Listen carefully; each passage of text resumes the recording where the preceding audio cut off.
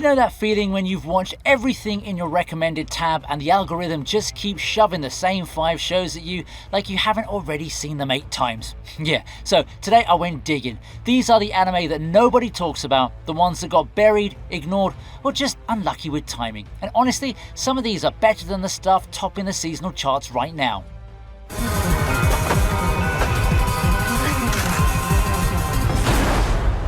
Love of Kill is one interesting show. It revolves around bounty hunter Chateau and her encounter with Asian assassin Son. In a twist of fate, Son also happens to be hunting her down, and the two come into a compromise. In exchange for going out with him, Son will help her out behind the scenes. Now, things get a little bit more complicated when the two are made to face their dark pasts that come knocking. With no one they can trust, the two may be forced to rely on each other to get through it. Now, this show caught me by surprise. The dynamic between cold tsundere female and the opposite is a tried and true formula, but it never gets old. I also found the level of violence and the way the character dynamics are in the series interesting, but I guess that's to be expected because it is a josei series, a demographic that we don't see in anime that often. If you're up for a romance that's dark and mature, this could be something worth picking up.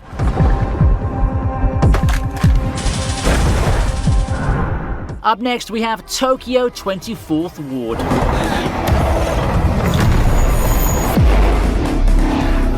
Tokyo 24th Ward is an original anime by Cloverworks, and it promised superpowers, drama and mysteries. You've got an interesting premise with 3 estranged friends forced to work together to protect the future of their home, the whole dead friend mystery, and superpowers. It even began with a double episode special that sets the tone of the series really well. Then, the pacing slows down, and we get quite a lot of setup before jumping back into the fray with the action. I find the show nice enough, but I can also see why some people feel tuned out by it. Cloverworks, while still being one of the studios I really like, surely hasn't endeared themselves recently with the controversies related to Promised Neverland 2 and Wonder Egg Priority.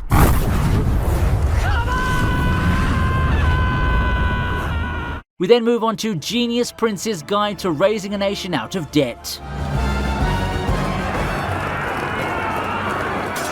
Yay, more kingdom building anime. Now this isn't to be confused with Realist Hero, no matter how similar the aesthetics may be. Genius Prince is about the titular prince who's an actual genius and one of the best rulers the kingdom of Natra can hope to have. Unfortunately for the constituents, there's nothing that the Genius Prince wants more than to sell the place off to the highest bidder and get rid of it. Even more unfortunately for him though, things seem to conspire against him and selling off the kingdom just gets harder and harder. At least with each failure, he starts seeing the kingdom and the citizens for what they are. This is an anime that hits a home run with its comedic timing and surprisingly good character and world building. It seems simple at first glance, but it's anything but that when you start getting into it. I would definitely recommend it. You know that thing when you're waiting for the next episode to drop, so you just play some random mobile game to kill time?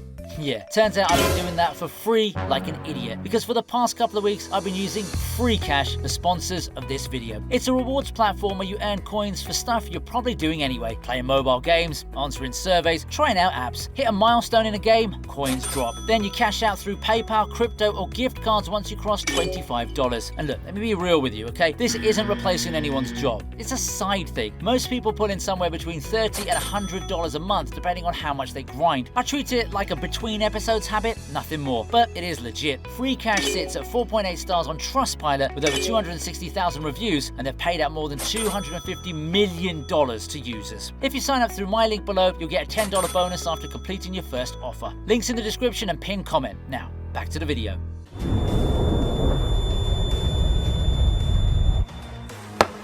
Now, here's a show us older folks can relate to. You get the best of both worlds. Business and salaryman life, as well as the repercussions of super high-stakes badminton matches, grounded in reality, of course. Well, the tale goes that Mikoto Shiratori gets fired from his company after losing a badminton match. And as luck would have it, he wouldn't be idle for long as he gets recruited by another company pretty soon after that. The thing is, Mikoto's not exactly fond of doubles matches, and he's roped into being partners with Tatsuru. Could the pair overcome teeth-clenched teamwork and rise to the top? Another show that I don't blame anyone for overlooking. Salaryman's Club takes a fresh spin on the usual sports anime we've gotten used to seeing.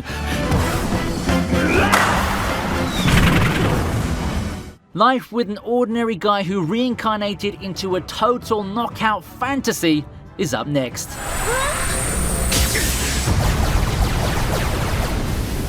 Wow, that's quite a mouthful.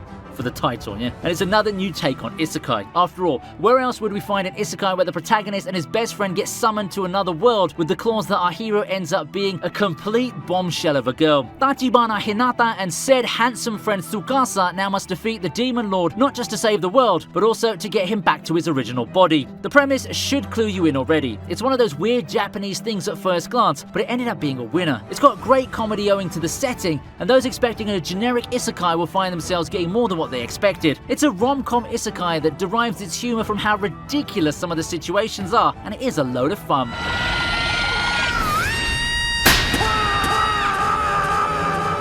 We continue with the Orbital Children. お前たちを必ず生かして地球に返してやる。行くぞ!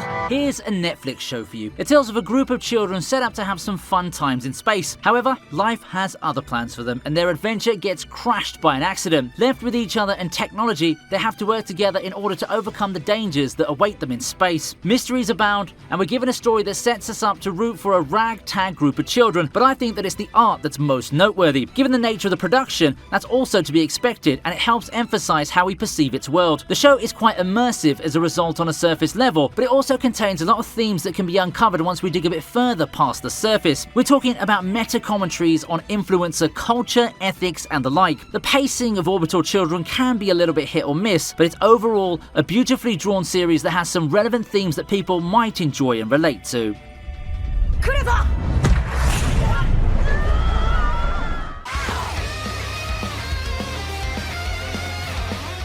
When I saw this show, I expected an outrageous action-filled adventure, and it held up to its end of the bargain big time. The fights are cool and all, but it's the world building where this show shines the most, giving us a nice few episodes to kick off the series and set us into a world that's way different from our own. Yep, you heard that right. We're here for some wild, over-the-top fun. And over-the-top fun is what we get in this ride through a post-apocalyptic world. It's buoyed by the engaging and compelling characters, and as far as production values go, I've got no complaints whatsoever about this show. For Studio Oz's first project, the guys have come up with a winner.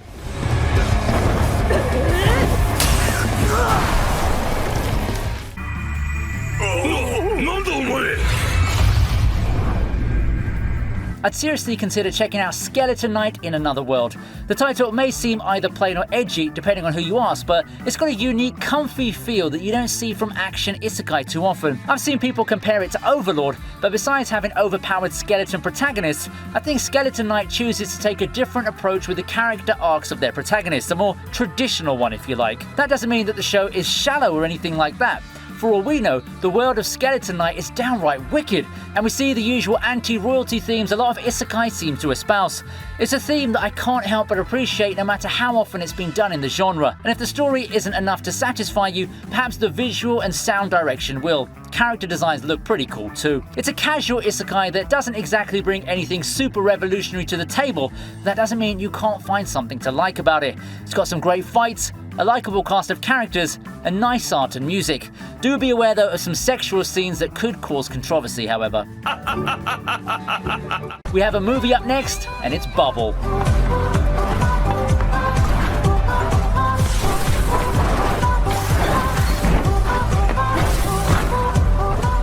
Classical literature being the inspiration for anime is nothing new, but did anyone really expect to see a movie that's inspired by The Little Mermaid? As in the original tragic version of that.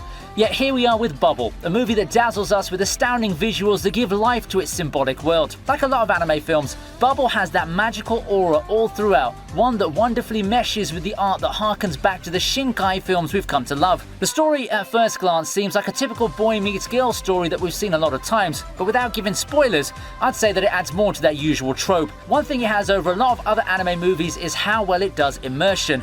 A lot of anime films cheat immersion through rotoscoping visuals and all of that, but Bubble manages to keep the audience immersed in the fast pace of its action sequences without being too overwhelming. A decent story backed by stunning visuals and an amazing soundtrack.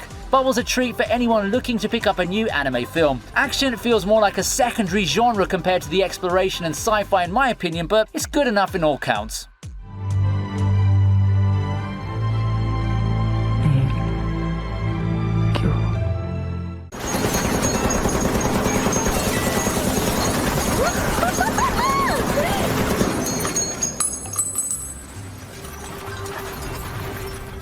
I admit it, before the season aired, I didn't think much of Lycoris Recoil. Cute girls with guns on special ops, I've seen a lot of those already, and it's not particularly in my genre of interest. However, watching Lycoris Recoil immediately made me think that I'm in for something special, and it's not in the story or the setting being super unique or memorable or anything like that. It's all in the execution. People may flock to Lycoris Recoil for the guns and the cute, but I think that the strongest aspect this anime has going for it is in its character dynamics and growth. The main cast's colourful personalities shine through in their interactions, and even the antagonists are cool and have depth. You can really feel the chemistry between the characters of Lycoris Recoil, and that enhances the show by a lot. Suddenly, a rescue op gets more emotional stakes for you. Suddenly, a rage moment carries more gravity, and you get hooked to watching the series, always curious about what fate awaits the characters. It's the emotional pull that's the boon of Lycoris Recoil. However, that's not to say that we should forget the amazingly choreographed gunfights and action sequences. Those things get really tense at key moments.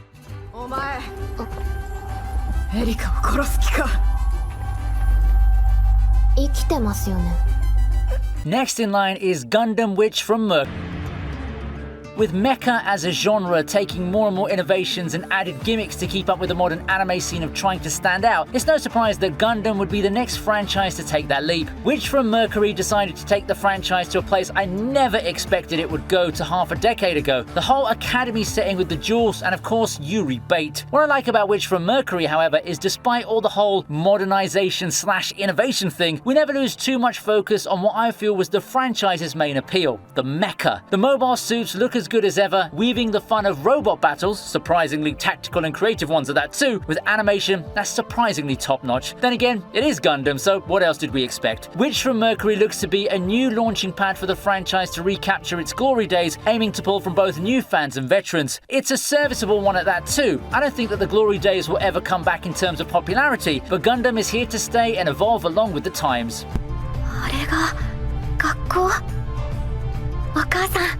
とうとう来たよ。占い。こいつを俺にインストールしてくれ。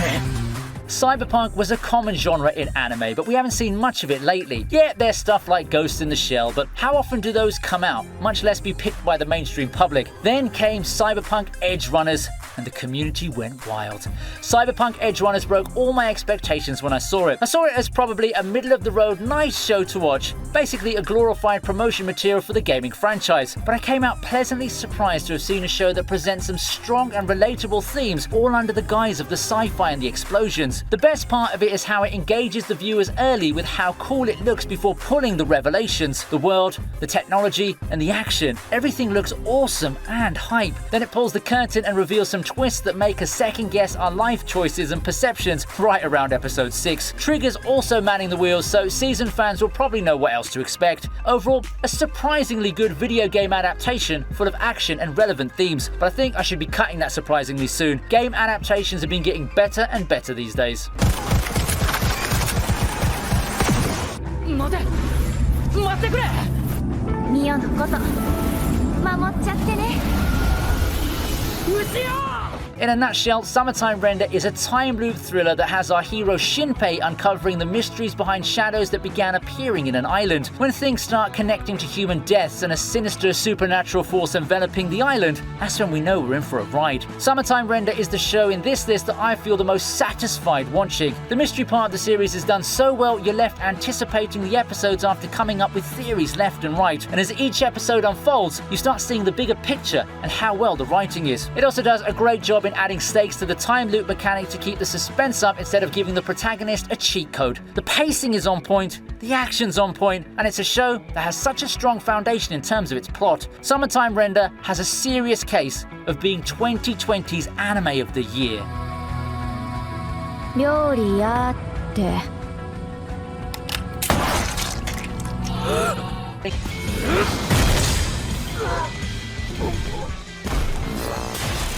Gaming anime are a dime a dozen, and while I won't pretend that this show is the best one of them all, it does a great job capturing everyone's attention from the get-go due to its overall quality and eye-catching characters and game designs. The animation is awesome, and this is a series whose author did some thorough research on gaming. Overall, there's an air of geniuses here, and it felt like the guys behind this poured their all into it, making it a passionate love letter to gaming and the community that made it possible. And it's a plot with a goofy start that gets even better as the anime goes on. If you're still sleeping sleeping on the show by the time this video comes out, then come on, have the time of your life. Shangri-La Frontier is such an entertaining show that even non-gamers can enjoy. However, those who've been in the world of video games will find it one of the most fun rides in 2023.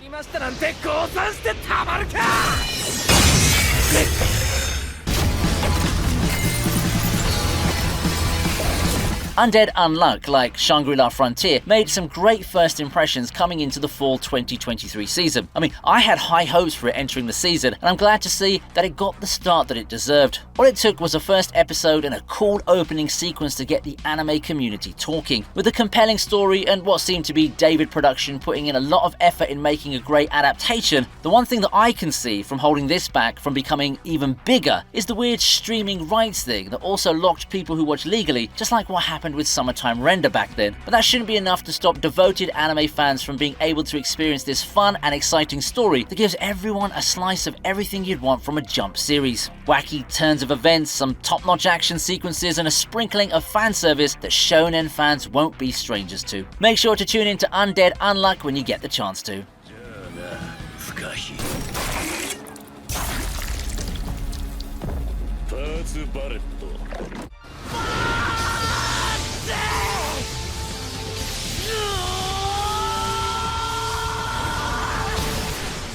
This one sure takes me back to the zombie craze of the 2010s. Are zombies cool again? Well, not exactly, but Zom 100 wasted little time setting the anime world on fire. No, adding a premise and a main character more relatable to the weary fresh grads and youths of today doesn't exactly make Zom 100 a unique zombie apocalypse story by a substantial amount, but who cares about being original when you can stand out in other aspects? You know, like having movie quality art and animation from the get-go and a very expressive and charismatic cast of main characters. There's impeccable chemistry between members of the main group, and individually they feel very loud and fun in their own ways. All that came together to push the bar on what already started a pretty enjoyable ride through the zombie-laden Japan. Zom 100 is a solid watch, definitely deserving to be one of the best of 2023. It's just unfortunate that it's a victim of production problems here and there, but with what we have right now, it's still a worthwhile watch. Why don't you check out the source material while you're at it too? It's nothing too original, the execution and seeing the characters in action make it a great watch.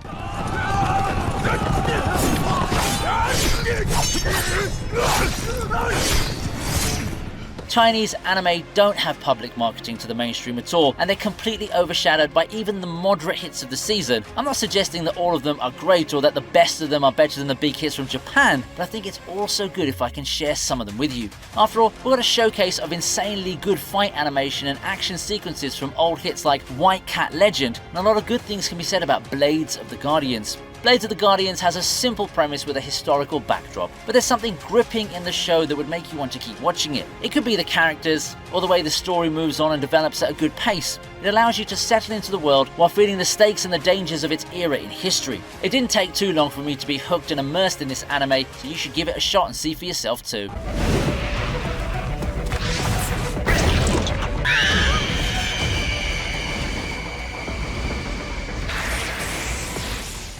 Remember To the New World?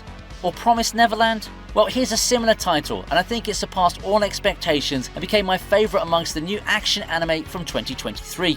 Integrating good world building and engaging mysteries into an action title turns out to be quite a decent formula for success. Who would have thought, eh? And it helps that there's this uncanny atmosphere to keep the viewers on edge, perfectly contemplating the more mature themes the anime has for the audience. It's not something made to be a mainstream hit like the big action titles are, but it does more than well enough for itself, I'd say.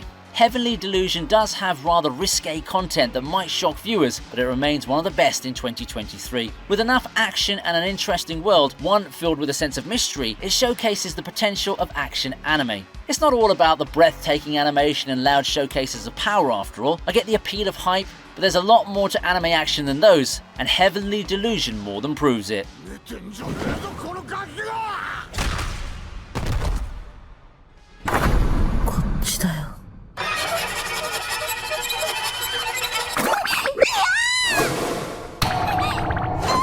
It seems that once in a while you have these school setting shows where the focus is about a human and a ghost or some spiritual being teaming up to deal with supernatural threats. Heck, Winter 2020 had 2 of them, albeit with completely different approaches and settings. I think that on paper, not a lot of people would find toilet-bound Hanako-kun anything too special compared to Inspector, its primary seasonal comparison, but that is to be expected. It seemed to be your relaxed action comedy, almost sort of like a wackier version of Inspector. However, I think that Hanako-kun really takes it to another level with the chemistry of the 2 main characters. The characters in Hanako-kun are a joy to watch, especially the main lead. I also liked how the arcs are quite quick and enjoyable, and they easily flow into one another. Is toilet-bound Hanako-kun an unpopular show? Not by a long shot. Is it better than a lot of people give it credit for? I definitely think so. わかった私頑張ってみるおー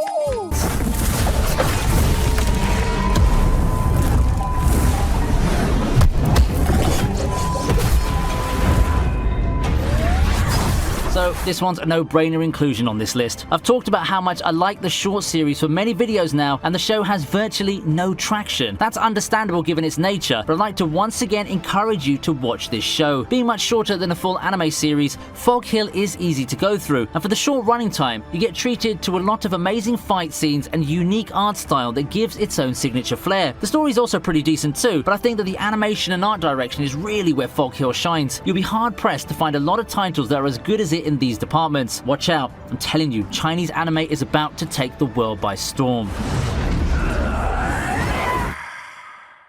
いらっしゃい。つけてみるかい? Whisker Away is one of the 2020 anime films that generated quite a bit of buzz when it was first announced. Then, circumstances forced it out of theaters. Then, it became a Netflix movie. And then, it ended up being a one-and-done thing. Come to think of it, I thought that it would end up having a fate like this. I'm not saying that that's a bad thing, but I really think that without the messed up situation of the world at large, a Whisker Away could have been a lot better and definitely more popular. After watching it, I really don't mind that it's not on par with, say, a Miyazaki or a Shinkai film. Leave the comparisons and the expectations aside, and a Whisker Away ends up being a whimsical and fantastic adventure into the beauty of magical love. It also helps that Mari Okada's at the helm, and I like her work generally speaking. It really makes me feel that it's a Disney film, but in anime form, with the way it looks and how the story flows. But with that being said, you should give this movie a watch if you haven't done so yet. It's a fun adventure that would provide a fun way for you to pass a weekend with the family or your loved ones. お父さんの隠し事は何ですか When I first read the synopsis of Kakushigoto, I immediately thought of the infamous Ero manga Sensei, a far more wholesome take on the secret identity storyline and minus the incest subtext. Am I the only one who thought of it in that way? However, when I was done with Kakushigoto, I got an experience closer to Usagi Drop. Now, it's certainly a great way to subvert expectations, right? Kakushigoto is primarily a comedy, no doubt, but it does have a lot of genuinely touching and heartwarming moments that help complete the experience. The characters are easy to sympathize with, and I know some of you can also relate to the situation of having a double identity. I know I certainly did. When Kakushigoto was airing, I didn't notice that much traction on the show, so I included it in here because I think it's severely underrated. Come in for the comedy, and you'll come out with some feels and some honestly dramatic and melancholic moments. 僕の体はなぜかいつの間にかこの匂い中に人が Gleipnir deals with the idea of a survival game with gifted people gaining powers from a supernatural source. While I like the overall character designs for Darwin's game more, Gleipnir has far better production values and a much darker tone and atmosphere. Personally, I just like how all-in Gleipnir goes in its gritty survival premise. Gleipnir decides to skirt classic conventions and deal with more morally grey perspectives and a revenge storyline. The atmosphere is also darker and more of a mystery. While I stick to the belief that dark doesn't equal good, it works like a charm in Gleipnir. The only downer for the show, in my opinion, is its kind of nonsensical last episode, because they wanted to have a climax with the last boss fight, but the manga version of that fight is a bit far off from where the episode count ended. Taking advantage of the barren spring season, Gleipnir got some traction when it was airing. However, I think that barring circumstances, the show would have gotten buried in obscurity given its state in the community right now. It does deserve more love. Really, it does. After going through the synopsis and getting the general feel of the series, I knew immediately where Dorohedoro would be in the anime popularity ladder, so to speak. Dorohedoro prides itself on its black comedy, crass humor, over-the-top violence and gritty atmosphere. It doesn't exactly tell the story of an underdog learning to survive the dog-eat-dog world like what Vinland Saga or other similarly dark shows would have done. For me, Dorohedoro didn't follow the traditional formula for mainstream success. However, I knew that with how all in it went on those mature themes and story execution, that it would find itself as an underrated gem by some people, kind of like a cult classic, and that's exactly what it became. In a season with Haikyuu and other shows with more mainstream appeal like Bofuri, Dorohedoro is probably at the exact spot where I expected it to land. Still, if you're up for some mature and wild entertainment, Dorohedoro might just be the hidden gem for you. I really like Deca-Dence. I know a lot of people have written it off as just another derivative of the Attack on Titan formula. Still, I can't understand why it doesn't seem as popular as something as good as it would warrant. The crisp and fluid visuals aside, I do admit that Deca-Dence does take a while to kick things into a high gear. You've got the amazing fight in the opener that I talked about in a previous video, but it did turn out to have a pretty slow start. Overall, I like Deca-Dence because of how original it feels. You can quickly tell that a lot of love and care has been put into crafting it. Its world building is good, the characters are fun to watch, and there are many themes that you wouldn't expect from this series at first glance. Stop sleeping on Deca-Dence, guys. When Id Invaded came out, I was sure that it was going to be the hit of the season. Who doesn't love a cop show with a lot of psychological thriller elements? Not exactly too many people, it seems. Now, this isn't a knock on the show and its fanbase, but for something that looked like Psycho Pass, I expected a bit more pull and fanfare coming in. I guess it's the comparisons, though, to the masterpiece that is Psycho Pass which makes Id Invaded unappreciated. Setting aside the comparisons, I believe that Id has a lot going on for itself in its own right. At its core, it's a pretty nice sci-fi mystery that could have pretended to be a serious live-action crime drama. It also has a lot of well-written characters that avoid or subvert the usual tropes that you see in the medium. So yeah, stop calling it a poor man's derivative of Psycho Pass and give Id Invaded a shot. It's definitely going to be worth your time.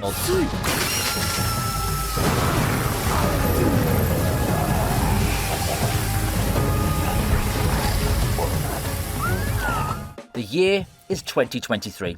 Mappa's still going overdrive in taking those big projects.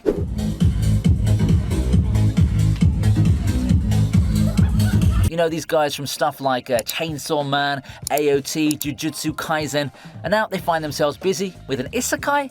Indeed, it's not the place to expect Mappa to be, but man, did they do a good job on this one. Isekai and cooking as a combination is nothing new. We already have a handful of those, but Campfire cooking still manages to be quite entertaining in its own right. We all know the drill, don't we? Amongst a group of heroes transported into another world, one guy, who's the protagonist, gets blessed with a power that's completely out of the left field. So in this case, instead of something that can still be combat worthy, Tsuyoshi finds himself specializing in...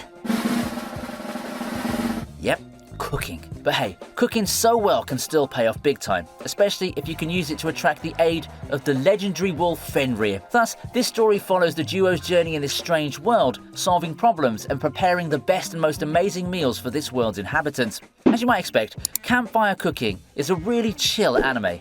There's the isekai to give the whole thing a vibrant setting and the occasional fight, but it's mostly focused on the cooking aspect. It's funny, relaxing, and actually, it's quite educational if I do say so myself. なんと柔らかい肉なのだ。これはうまいぞ。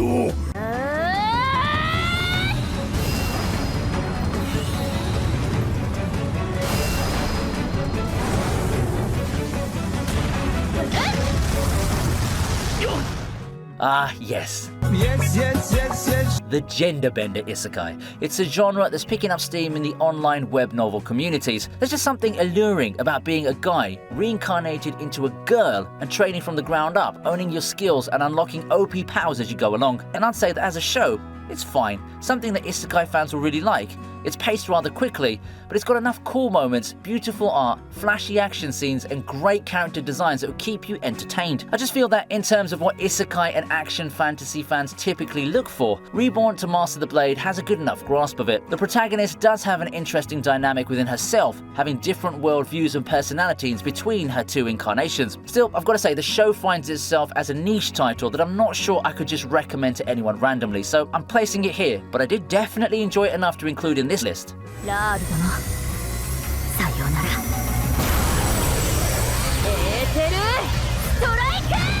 Following that, we have Reincarnation of Strongest Exorcist in Another World.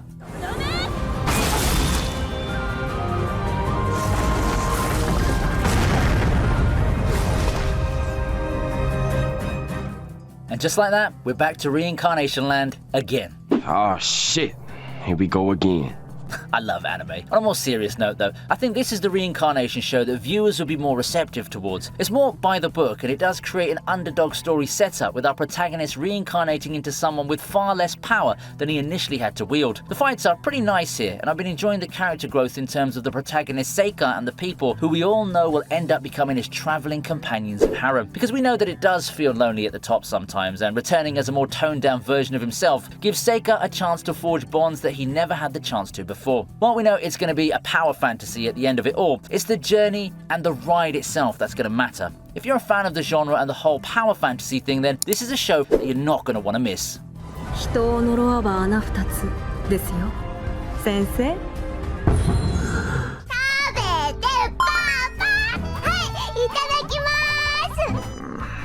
I can't help but feel that Buddy Daddies is a show that's riding high on the popularity of Spy Family and Yakuza Guide to Babysitting, but even without that comparison, Buddy Daddies remains a pretty fun show to follow and watch. While it doesn't quite hit the mark if you compare it to Spy Family, Buddy Daddies does do a better job at being the show that brings a crude type of humour and over-the-top action in a similar vein to, say, Lupin III. Buddy Daddies won't be the show to set the anime world on fire, but it's something that has let me go through the pressures and the stresses of the weekly grind, but I am sure glad I decided to give it a shot.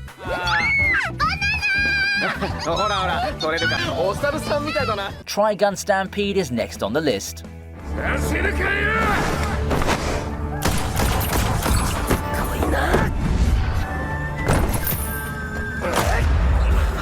Being a boomer in modern anime standards, meaning a guy who's been watching stuff in the 90s, Trigun is an anime which is really close to my heart actually. It's not anime of the decade or anything like that, but I do feel it deserves its place as one of the classics from its time. Trigun Stampede, as a return of the IP in the modern times, ended up being a little bit more 50-50. On one hand, I do like how Trigun was reintroduced to the modern anime fans. It's still got some of the swagger and the cool action scenes of the original. It's really nice to see Vash back in action and still being the badass that he was. For new people coming into the show, Trigun Stampede does its job decently well. It's got great fight animation, and the constant action ought to keep fans always at the edge of their seats. It's not quite the original, but I feel that it's an adjusted version for modern audiences who prefer their action and flashy visuals. It's the same though that it'll never be mainstream because it's completely CGI, but I really hope people do give it a shot. So daru?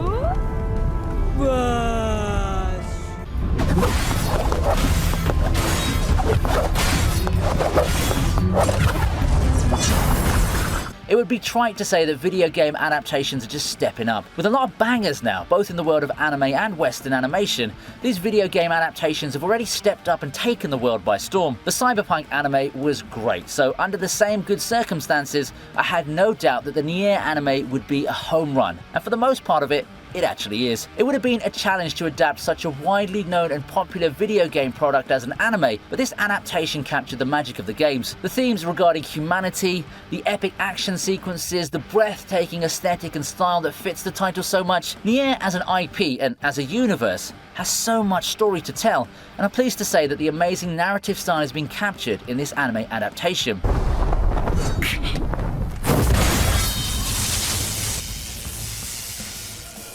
We have the Unwanted Undead Adventurer.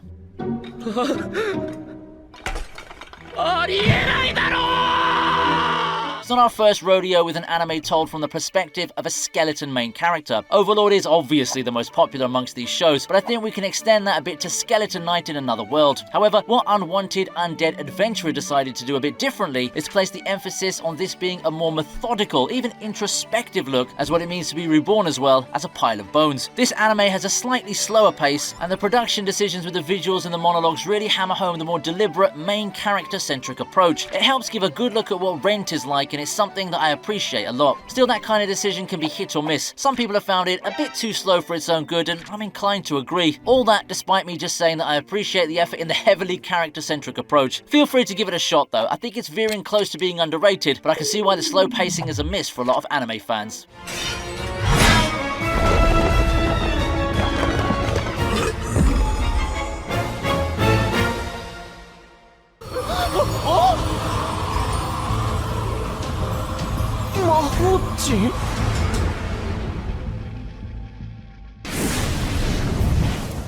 In the ever-saturating world of isekai anime, there are only a few more gimmicks we can throw in it to make it seem unique, right? Well, not exactly. Considering that we're almost a decade into the boom and the anime and light novel industry keeps finding new permutations of gimmicks, mixing and matching them to give a lot of similar titles to a differentiating factor or two. The wrong way to use healing magic also falls into that category. A lot of the things here are tropes we've seen before. An everyman protagonist getting a special skill in his transition to another world is one. A world with black and white morality as well as elements of both racism is two. However, this anime manages to keep things seemingly fresh with how it plays these tropes and showcases the quirky characters whose archetypes we're quite familiar with yet now see in a new light. I mean, it's not every day we see the titular wrong way to use healing magic for things like overcoming training from hell. The anime is quite absurd and funny, yet it also contains a plethora of hype moments amidst all of the comedy, moments that make the show quite similar to a traditional shonen ran through the lens of the modern era.